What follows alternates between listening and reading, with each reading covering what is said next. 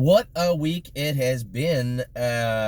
Somebody reached out to me last night and made it clear that we had raced 11 or 12 horses this week. No one missed the board. No one. Top 3 finishes all around. It's been a fantastic week. We're going to go over all the horses that raced. We got a lot of stuff that is upcoming. Obviously, the open house also. Going to take a look through our list of horses that are coming back. Some very, very interesting horses. Really just taking a look at where we're at right now with the stable. But before we get into that, a couple of days, or yesterday, I posted on my Facebook a former worker of ours that warms up a lot of our horses at the B tracks, was an aspiring driver, wanted to become a driver, and just an all-around nice kid. His name is Braden Reibling. Very, very young kid, maybe 20 years old, thereabouts.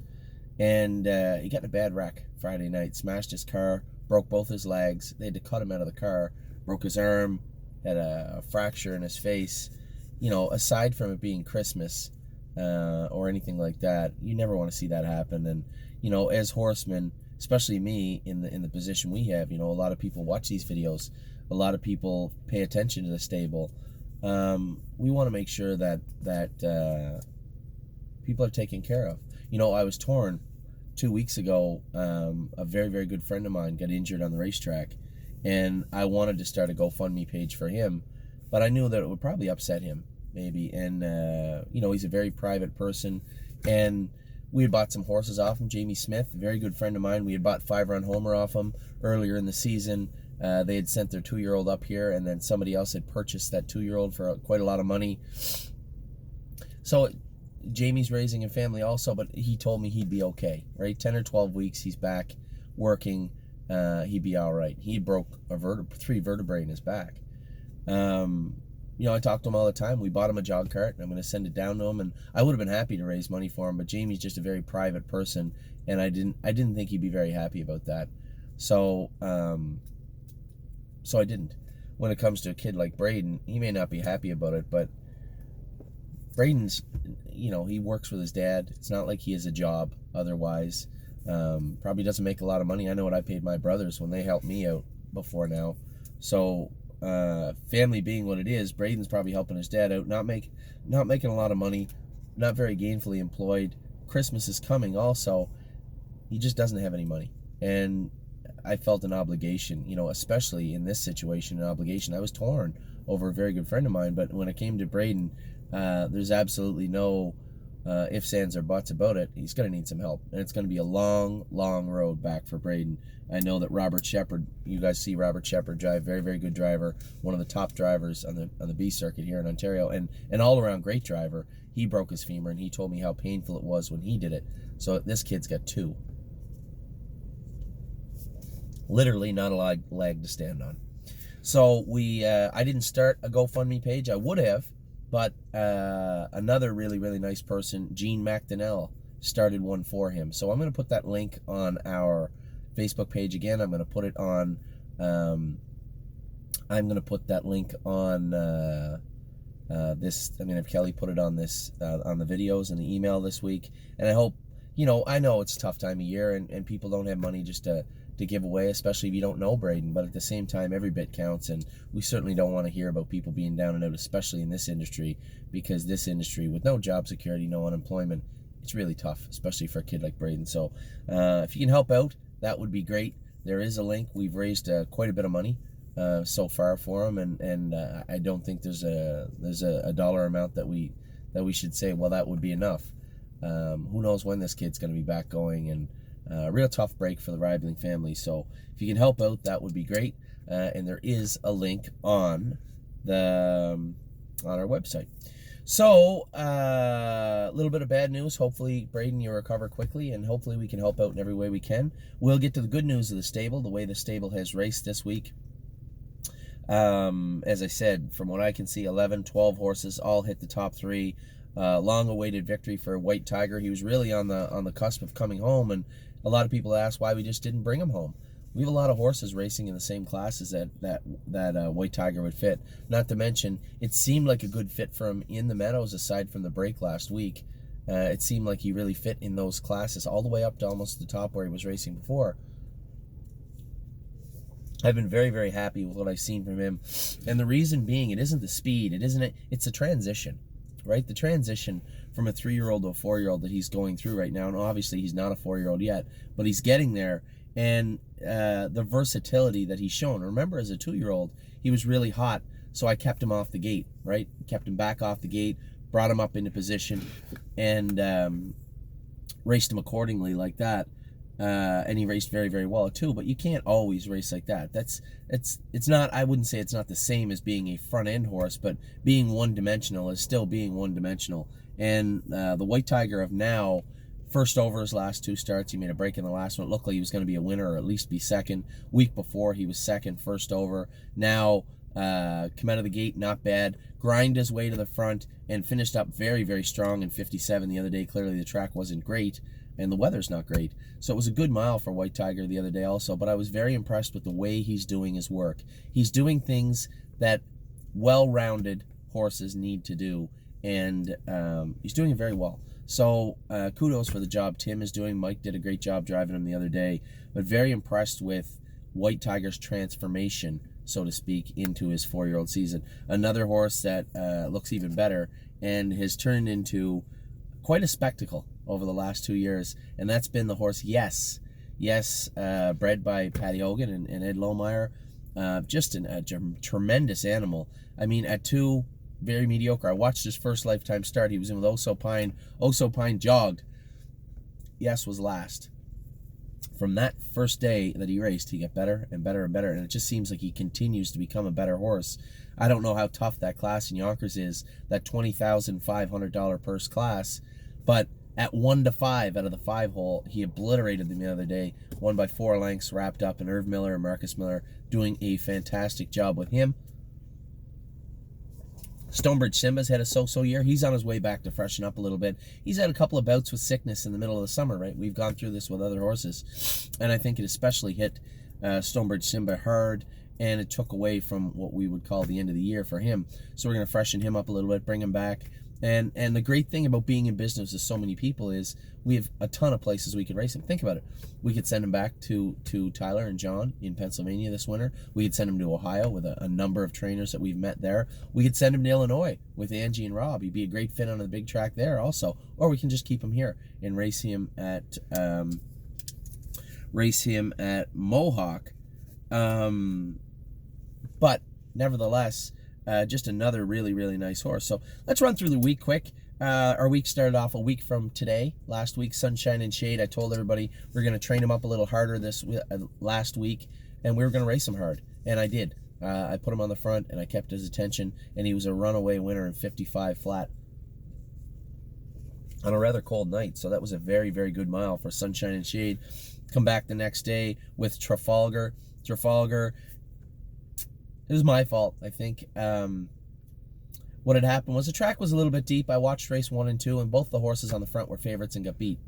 But when you're 1-5 on a half-mile track, especially like London, front's pretty much the place you're going to be, right? So I did. I put her on the front, but during the post-parade, she was shaking her head. She did it the week before. I don't know why. She's always worn earplugs. She's shaking her head, and one of the earplugs fell out. And then she stopped shaking her head. So obviously I said, I would rather have her comfortable than worry about that earplug. And that was an error on my part. She was really aggressive. If you watch the first, I got her backed up a bit, but I really had to fight with her to do it. Whereas the week before when she drove away, it was just, she was playing. It was really just a training mile for her. And it wasn't the other day. So we scoped her after. Her scope was perfect. But she got beat fair and square. And keep in mind, this filly is much better from off the pace. So I would suspect, looking at the lineup this week, both the inside horses inside of me can leave hard. The 8 horses, our other horse, Marzank Hanover, she can leave pretty good. A couple outside of us have a ton of speed also. They're going to be leaving. So I'm just going to let her float off the gate and get away 4th or 5th, be 2nd or 3rd over, and let her attack. I think that, as I said, this filly's much better from off the pace. She's got a long racing career ahead of her. This is a filly that I believe is a gold filly. I think she's a better horse than the horses that are in that series. Marzank Hanover's a nice filly, but she's never really struck me as a horse that wanted any piece of Trafalgar. And I could be wrong. Marzank Hanover's looked tremendous her last 3 starts. But Trafalgar's just got a gear that a number of these fillies just don't possess. And well, hopefully she uses it, and hopefully I drive her good, because I think she could be one of the best horses easily in that series on Monday evening. So she's drawn the 3-hole, going for $27,000, and then tonight, Sunday night, Sunshine and Shade's drawn the 5-hole, where he was out of last week, I believe, and he's going for $27,200. Picked for second, Robert, maybe he's picked to win. I'm not sure. I think maybe Robert Shepherd's horse picked to win inside me. But Sunshine and Shade, again, these are horses that we think are just superior animals to these. Maybe we're wrong. Everybody thinks their horses are better than they are sometimes. So we'll see how Sunshine and Shade does tonight. Cabernet, I gave her a bit of a rough trip on a real deep snowy track 2 weeks ago, and she didn't respond well. She was beaten easily. Then the other day I got away last, runner up the inside. Somebody said, geez, I wish she had finished up stronger. I didn't even move her till halfway down the lane. I knew I was third for sure. There's no doubt in my mind I was third. Even getting into the last turn, there's a horse outside of me. The horse in front of me is dead. I'm not even going to move her till the last step. I'm just going to let her pace by, and that's it. And that's exactly what we did. Enough that I'd said to Harry, geez, maybe try her in the maiden at Mohawk this week. So I think Cabernet is going to be making her Mohawk debut Friday night at Mohawk. Caviar's Triumph. I'm watching the race. Just goes to show. Watching the race with Amy. And it appears that Scott just gave up the 2-hole. And I said, I don't know if that's the right move. Just give up the 2-hole. Anyway, he came first over and he jogged. So, shows what I know. So Scott Coulter, he really likes the horse. They get along well together. So Caviar's Triumph, I would suspect, at the very best or worst, depending on how you look at it, he'll be claimed the first week of January when he loses his allowance. But for now, I think we kind of got license to print money in that class, where everybody knows in 38 days he's going to lose a big chunk of his allowance, which makes him, makes him 20% worth 20% less than Christmas Eve or New Year's Eve. That's for sure. So Caviar's Triumph, I think we'll probably be safe in that class until the 1st of January, and then they will scoop him up. As I said, Yes won that night also. Here's a horse that had the 5-hole, and these are aged horses too, I think. Had the 5-hole, got away 5th on the outside, continued on to the front. Didn't even drop him in. 1 to 5, clears to the front, and I'm thinking to myself, oh no, this reminds me so much of the race in Philadelphia. And it was not, though. Yes won wrapped up in 55-2. That's a huge mile over Yonkers, and a very impressive mile for him. We shouldn't be too surprised, though. We know this horse got a lot of time. He's got the world record on a half-mile track for gelding, for 3-year-old gelding. So, yes, just an impressive, it's getting hot in here, just an impressive mile on Thursday evening. Then we watched Friday, obviously, as I said before, we watched White Tiger win on Friday afternoon. He looked fantastic. Came out to race. So Pine is out long odds. I leave sit. If I get clear sailing at the head of the lane, he's a winner, I think. He's definitely second, and he ends up third. I thought I was second, so he was beat inches for second. And I'm going to move this car out of the sun. He was beat inches for second, and just raced phenomenally. So very, very happy with the way Oso Pine raced, and he's really come back good. I told Carmen, if this horse regains even a fraction of the horse that he was meant to be throughout his 2-year-old year, I said, this horse could be any kind of horse. And this is what people got to understand. You have to understand this out here. Just because these horses are 3 doesn't mean, they're matured now. When you look at Oso Pine going under the wire surrounded by aged horses, you can tell he's a 3-year-old. He is nowhere even close to matured. And Oso Pine's got a lot of growing to do, a lot of filling out to do, but man, oh man, he looks like he's got it all under control now, and I think he could be a real force for us this year at Mohawk. Ellis Lindy. Now, I'll talk about another horse, very important here in a minute, but we'll talk about Ellis Lindy first. Ellis Lindy, we had bought him for quite a bit of money, and I really thought he'd be a backup horse, backup class, or maybe a top class horse if we really lucked out. And he's turned out to be a bit of a flop. He raced okay the other day in a distance race, finished third. I was talking to Paul Ganji, the owner, after the race. He wasn't disappointed with his race, but that's only because he's been disappointing. And I want to get him on his toes. I want him to put out in a better fashion. So we made a change. We moved him over to Carmen Osceola after the race. And you've seen this when we moved Osopine out to Illinois. He started to come back around. Sometimes you just got to shake things up, right? Get them out of their comfort zone and get them on their toes. And I thought that it was the best way to do it was to simply move Ellis Lindy over to Carmen and see if a change of scenery helps him. So, and the reason I did that, I'll get to that in just one second. There's two reasons for that. So Ellis Lindy will be starting under the Carmen Osceola banner next week. Our Vico went to Flamborough last night. I was a bit of a menace on the track at Flamborough last night. Going into the first turn, Colin Kelly's horse, he had a big long gate on him, and I was crossing over to the front, and our Vico got to the turn. She leaned in a little bit, and I did clip him. I ticked him. I must have, because I didn't think I did, but the tire went flat immediately. So, I mean, it was just a matter of half an inch, and his horse's foot hit that tire and flattened the tire. Now, she went over 7/8 of a mile with one tire completely flat. And if you watch the video afterwards, you can see the tire come right off the rim. Right after the wire, maybe going into the turn, the tire comes right off the rim. And, sure, it was 1 2-1, but how do you quantify how hard a horse works with one tire? It's a big deal when you get a flat tire, and usually horses do not race well. And our Vica, she was a little bumpy in the turns, and I think that's partially the hobbles being tight. She hates a tight hobble on her, but won't race well with belly bands on. So for those of you trainers out there, belly band hobbles are the ones that connect to the girth underneath. She doesn't race well with them on. She likes them back to the bike, but she doesn't like them on tight. I think they were a little bit tight last night. The track was hard also, and her front feet do bother her from time to time. So I think it's just a matter of combination of things, but ultimately she felt safe. She did look a little bumpy, but she felt safe. The tire last night, I think, ultimately did her in. And then Totally Tacked Her. That was a big mile for that horse. The way he finished up, he was happy. He had his head dropped into his head check the whole way. He got interfered with coming into the first turn when a horse made a break in front of him and then took its time getting out of the way. And that cost him 4 or 5 lengths. And then as I caught up down the back stretch, I moved him out. He sprinted up to third. I dove down to the inside. Up to fourth. He dove down to the inside, and he get out, and he finished up strong. His last quarter might have been 30-1, but I had him doubled up all the way around the last turn, virtually with up on top of Anthony Hahn. It was 28 apiece, 29 speed, easy. Very happy with what I saw from Totally Tacked Her. And then 5-run homer.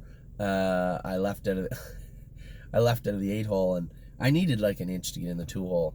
And I was on top of Brett McDonald a little bit coming out of the first turn, and I heard his horse put a step in, and I said to myself, oh dear, I'm going to get set back. What am I doing next Tuesday, Wednesday, and Thursday? It's a 3-day suspension if you interfere with somebody. So Brett's horse he broke his hobble, so that's why he put the step in. But I was pretty tight to him. I was squeezing pretty good, and ended up in the 2-hole. So our Vica raced good with a flat tire. Homer raced good out of the 8-hole, paced 58-3 out of the 8-hole at Flamborough. Good mile for him. Totally Tacked Her was fantastic also. Now, a horse I want everybody to pay attention to.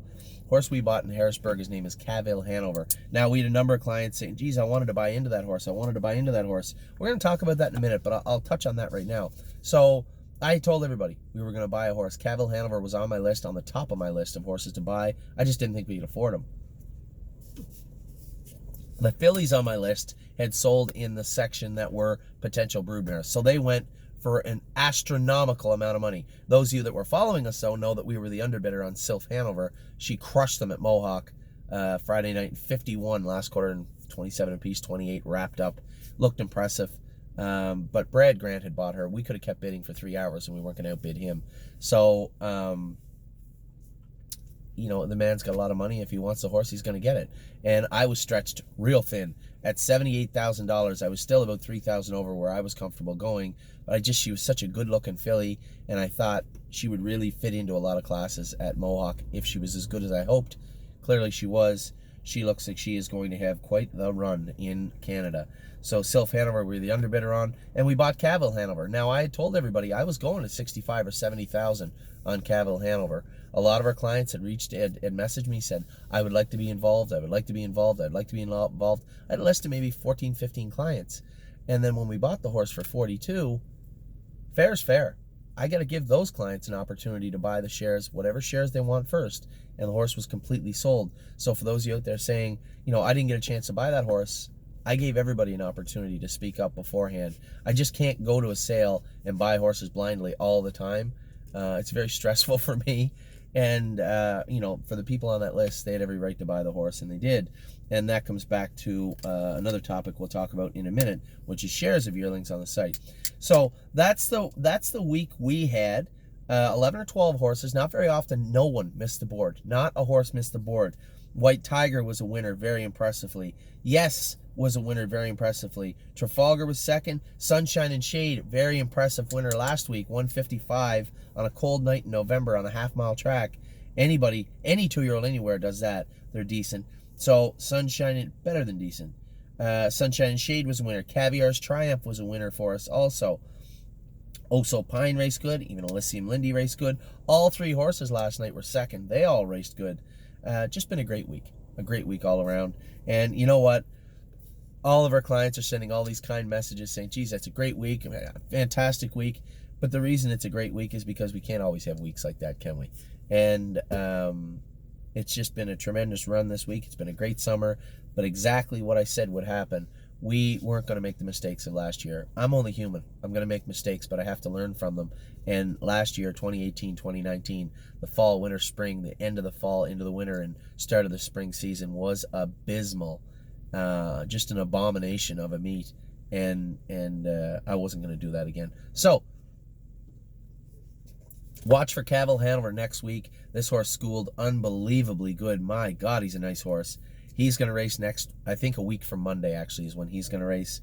And then we had all our horses racing. Obviously, we have our open house coming up. Our open house is going to be a big deal this year, as it is every year for us. It's around Christmas time. A lot of our clients come in from out of town. We go out to dinner at Mohawk. We'll go out to dinner afterwards if you want to stay and come with us. It's just a great outing all around. A couple of big announcements for the open house coming up. I'm going to leave those to Kelly, and you guys are being pretty interested in what we have planned for you. Now, the open house is on Sunday the 15th. The 13th is the Meadowlands. I'm going to be in the sulky on December the 13th talking about our open house, what we're doing, just trying to continue to have exposure. We have quite a plan in place, quite an elaborate plan in place for marketing and advertising this winter, and you guys will be privy to that when we get it all finished up. But in the sulky is where it's all going to start, I suppose, on Friday, and then hopefully we can talk Mohawk into letting us come on the air on Saturday and talk about, again, the open house on Sunday. I know that Kelly's securing a food truck of some sort for there. We're going to have lots of drinks and donuts, obviously. It should be a great day. We're going to be collecting food for the food bank again. Kelly's going to let you in on that. And please, a lot of people, if you're in the area and you're going to be there and you say, I don't need to RSVP. The reason we have that RSVP out there is so we know how many people are likely coming. We want to make sure we have enough coffee, donuts for everybody. Make sure there's enough hot dogs and hamburgers or whatever the food truck has. Enough food for everybody, enough parking for everybody, things of that nature. So the RSVP definitely helps us in that regard. I was a little worried this week. We couldn't train anybody other than Saturday. We finally got to scoot a couple of the babies along that were ready to go. Just the weather and the track, the track was bad all week, but people say, oh, the track shouldn't be bad. How shouldn't it? It freezing rain, then snow, then rain, all on top of the track. You can't move it, can't do anything about it because there's mud underneath. So they cut the track. They cut the track and made a mistake on middle of last week, and it was a mess. And then it froze. It was great on Saturday. I suspect it'll be great the rest of the week as long as it hangs out around this temperature. They'll be able to work with it. So it looks like the track's in good shape. Hopefully we can continue that right up into open house day. So I told you I want to talk about the yearling shares. So over the last few days, a lot of the shares have evaporated on some horses. And I had people calling me saying, geez, where'd all the shares go? Stacy Hanover. Where'd all Stacy Hanover shares go? Somebody bought them. And I know people are just out there waiting, So just to be clear, every month our share prices go up by the billing amount. All the bills that come in on that horse get added on to a per share rate. It's only fair, right? So it doesn't matter whether you buy Stacy Hanover shares now or you buy them in 3 months. But if you're waiting to see how she is, that's great. But if you wait, this is what can happen. And you know, for the people out there saying, well, we want to see her drone, okay, I get that. But at the same time, I talked to you on sale day about how much I thought Stacy Hanover was worth, and I'm just using this as an example. I talked to you, I showed you a video of her. You saw her yearling video. You saw pre-sale video of her. You saw a post-sale video of her. I posted multiple opinions about her over the last 3 weeks, and obviously somebody took those opinions to heart and purchased all those shares. So the people that messaged us saying, hey, why can't I get in on Stacy? You could have. And maybe the gentleman will put shares up for sale. I don't know, but I'm not surprised. I was surprised. I was perplexed that there was 88 shares left of this filly to begin with. I mean, her direct cousin that we were bidding on went for $470,000 the day before. The exact same family. He was a colt. She's a filly. So, I mean, there has to be residual value as a broodmare there. And, you know, I got to look at her on the track this week, and I got to scoot her along a little bit Saturday, and I was extremely impressed with Stacy Hanover. So, not shocked that she sold out. A little surprising it went down this way. But nevertheless, if you're out there, we are looking to partner with people. We want to partner with people, and we hope that you take that very, very seriously. Now, I'm going to also show you, you know, I'm proud. Always proud of what we built, and I'm optimistic, and I'm passionate about what I do. But at the same time, I'm biased because it's our company. It's my company, right? So, you know, when I look at the 11 or 12 horses that never missed the board this week that are racing, they're doing exactly what we need them to be. We have a lot of horses getting ready now that are okay horses. We'll see how good they are. If they're not good, they'll probably win the January sale in Ohio. If they are good, we're going to race them. And then we have other horses that we're waiting to come back. And I just thought I'd go through the list of horses that are I'm really expecting and interested to see coming back. Now, there's horses that aren't on this list. You know, Path of Totality is not on this list. Frontier Cruise is not on this list. We got a good look at these horses, and they're going to be good horses. They're what you might call gatekeepers, right? Good, honest, hardworking horses. Horses that we already know what they're probably going to be. If they extrapolate that talent into the 3-year-old year, they're going to be exactly what they were this year. I don't need Path of Totality to be any better than she was last year. I just need her to grow up and be the best form of her that she can be, and she's going to be a very nice trotter if she does that. We already know that. This list of exactly 20 horses, and Trafalgar and Sunshine and Shade aren't on here because we're getting to see what they can do right now. And theoretically, I guess they could be on this list. This is a list of horses that are turned out.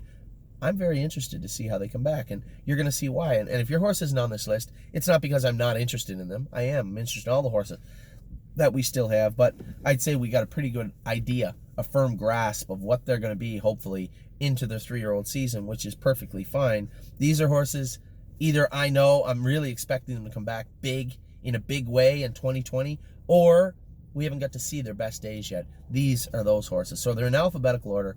I'm going to start with Arctic Force. Arctic Force, his entire summer, he had deep foot bruising. It was a real problem. You could see in the race, he was laying on a line and making breaks, or he wasn't making breaks, but he was rough. He just couldn't do his work properly. We got him home. He won in 56 at Georgian, his very best race of the year. We chopped all the toes off him, dug out all those deep bruises, burned them out, sent him down to Vernon Downs. John McDonald drove him, finished 5th, paced 53-1. Just an impressive mile. I couldn't be happier and more excited to see what this horse is going to do. Now, I'm not going to get to see him before you because he's in Florida right now with Doug Brown. Doug's going to train him back down, and then when he's ready to go, we'll make a decision where we're going to start him. He'll likely be ready sometime in March. Bottle of Red. This is a filly that had a tremendous qualifier, big kick on the end of the mile, and then was laying on a line all summer. Lo and behold, she ended up with a line in her knee. So, she's back now. She had the entire end of the summer into the fall off at Sean Brisebois. He did a great job putting weight on her, and she looks great. So I'm very, very interested to see how Bottle of Red is going to come back. Brush cut, much like Arctic Force. He didn't finish off the year the way we wanted, but was plagued with difficulties all year. Jumped on his foot and took a big chunk out of his foot when he was over in Batavia at the end of his stake season. And then we went to race him, and he popped a quarter crack, which obviously is from the same area. We gave him most of the end of the fall off and brought him back. He looks great now. I saw him training yesterday. He looked fantastic. A filly that I'm very, very interested in to see what she's going to come back like. Canadian Titan. Canadian Titan had a tremendous year. She won't need the hobbles next year. I'm almost positive of that.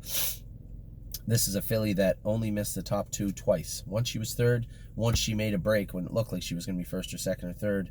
So rarely missed the top 3. Second in the final of the grassroots and looked unbelievably good. Capistrano. This is a filly that had already won in 53 last quarter in 27. Was the leader in the OSS points going into the grassroots final. Didn't make the final. She wasn't coming in 100%. I shouldn't say that. She won the start before the semifinals, but was not great on semifinals night and did not make the final. So Capistrano, a filly, I'm wondering how's she going to come back at 3. This is a filly that had multiple wins and multiple tracks. Just a real tough, iron-sided filly, and I'm very interested to see how she's going to come back. Compass Rose DC, her last start was not great in Delaware, but she had flip-flops on a real deep track. Probably a wrong choice of footwear, but she had qualified so good the week before in the mud in Northfield that we decided that was probably a good idea to leave them on her, and she did not race good. But this is a filly that showed a lot of kick and a lot of pop all year, made a lot of money, was the early season leader in points and money in Ohio, and then tailed off towards the end of the year. I think she still put away $60,000 or so. So Compass Rose DC, very interested to see how she's going to come back. A horse that got very sick at the end of the year was Don't Believe Me, Just Watch. His last start he just had enough. He'd had enough for the year, and it's hard to tell. In hindsight, it really isn't fair to play I told you so. So, for the people that were concerned he wouldn't race good at the end of the year, yeah, he didn't. But there's no way of knowing that. And Don't Believe Me, Just Watch, for a horse that came first over and went in 53-1, one of his first starts lifetime. Pretty hard not to be impressed to see and interested to see how this colt is going to come back. Emerald Miss, people seem to forget her massive mile, her first lifetime start. 56 and a piece, last 3 quarters, 124 and 3 over Kawartha Downs. This is a filly with a ton of speed. And she was on a line as soon as she got to Ohio. Her knees bothered her. We turned her out for the whole rest of the season. Kevin's beginning to train her back and really likes what he sees, and I can't wait to see what this filly's going to do. Excellent Nation. Here's a colt that was ready to go in 55. Looked very, very, very good. Then he got a little lame. We ended up having to take an OCD out of his hind ankle very late in the season. Cost him his whole 2-year-old year. And for those of you out there, this is why we want to take the OCDs out. Perfect example is a horse like Braemar. Looks fine right now. May not look like it may ever be a problem, but if we get him down to that 55, 56 level and he starts getting sore and over on a shaft, there goes your 2-year-old season. So Excellent Nation is a cautionary note. Beware. So I think this is why we're going to take those chips out of Braemar, is because of what went on with Excellent Nation. He's getting back really close. Jeepers. I think that Harry's been around 210, 212 with him. He was over at Mohawk the other day. He should be ready to school in about 2 weeks, I would hope. Now, a horse that I had all but written off, Forged in Fire, because, he had that horrific injury to his throat. He had to have it operated on and a tie-back done on him, and I really didn't know how he'd come back. I watched him train yesterday. Man, oh man, he looks so good. This is a horse that we had so much hope for early on training down. It was so horrible when he got injured, and now he's back, and I'm very interested to see how that tieback is going to affect him negatively, if at all. He definitely looked like he was trotting good yesterday when I saw him go. Obviously, it goes without saying, globe trotting. This is a filly that I think we all know, had she had a little bit different trip, she would have made it into the final. And looking at the way she raced in the elimination, she may have got a good chunk of money in the final. This is a filly that showed a ton of grit all year. One of the best fillies in Ohio. And I'm just so excited to see what she's going to come back like. A lot of hope for globetrotting, that's for sure. I'm really, really interested to see what's going to happen with her in her 3-year-old season. Harness AM, this is a filly that always seemed to draw bad. Always seemed to draw the toughest division of horses. And I want to see how she's going to come back as a 3-year-old. Always had a ton of speed. I believe she trotted in 56 a couple of times. Just a really, really nice trotting filly, well-bred. Want to see how she's going to come back at 3. Johan. You guys have any kind of memory, you know that Johan was one of our very, very, very best horses at 2 training down last year. Schooled him in 59 right before the qualifiers, and he got injured. and I don't know how he's going to come back. I was saying to somebody yesterday, you know, our the horses in our barn, the rate of re-injury on hind suspensories and trotters is somewhere around 100%. And a lot of these horses had significant tears, and you know, the rate of injury anyway is very high for hind suspensories and trotters. But it just seemed like all the horses we tried to bring back either injured themselves in other ways or re-injured that suspensory. And I wanted to change things up, so I told Jason we'll gallop him back. And what I mean by that is, obviously he's a trotter, trains on the trot. We're going to train him back on the run. The reason being is you can stress those legs without going speed, and I want to see how the suspensory reacts to that. So I'm going to gallop him for 3 weeks, then we're going to re-ultrasound him. I'm going to gallop him again for another 3 weeks, re-ultrasound him. If he continues to get good, he may not hit the trot until we school him. And I'm perfectly fine with that. This horse has never had a problem trotting. It might be harder to make him run than it is to get him to trot. So Johan is a horse I'm really interested to see how he's going to come back. Knockdown Drag Out goes without saying. I think everybody's interested to see how she's going to come back. She'll be heading off to Aki Svansted's farm within the next 10 days to 2 weeks in New Jersey, where he's going to train this filly back. Really Blue Chip, horse that looked phenomenal at the start of the year. Won her first stake race, was second in 56, which was one hell of a mile in Yonkers. And then at the end of the year just proved that she was maybe the 8th best horse in the division. Got away in the 2-hole, fizzled out, tried a mile in 2 minutes over Batavia, and the track record that night was 59-1. That had been 2 decades old or something like that. So really Blue Chip's a filly. I hope she fills out and really becomes a nice horse. Doug Brown has her in Florida.